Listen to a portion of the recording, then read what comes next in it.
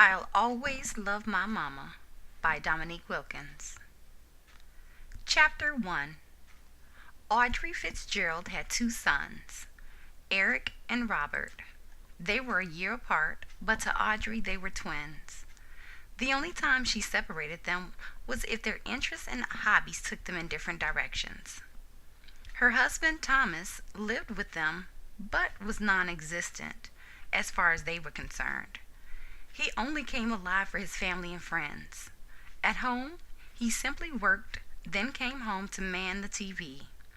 Audrey often played the role of both the boys' mother and father. Eric was the oldest and liked hanging out in the streets with the older bad kids. He talked back to his mother and disrespected his father. Not verbally, but he'd always ignore him or shoot daggers at him with his eyes.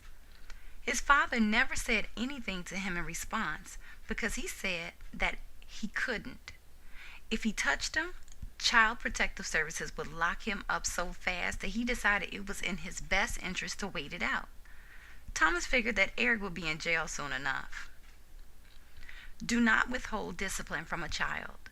If you strike him with a rod, he will not die. If you strike him with the rod, you will save his soul from Sheol. Proverbs chapter 23, verse 13 to 18. His school never expelled him or suspended him because their goal was to stay open. They provided a daycare service for the kids and a paycheck for the staff. It seemed as if expelling a child was against the rules. The school was government funded. No kids meant no check. No check meant no school and no job. Though there were times that Eric would do something that was unavoidably wrong, that either the school was forced to call home or the police would be sent. Audrey spent all of her life on her knees. She would often fall asleep on her knees as she prayed before getting into bed at night. At 10 years old, she prayed for God to take Eric away because Audrey was convinced that at the rate that Eric was going, someone would take his life. She was no longer in denial. She realized that she couldn't do anything with him. So God sent the police to lock him up. Not long after, the police found Eric with a loaded gun on him, which was later traced back to an armed robbery.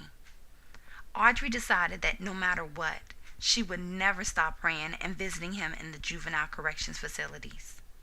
It was never too late for God to change him. Is anyone among you suffering? Let him pray. Is anyone cheerful? Let him sing praise. James chapter 5, verse 13.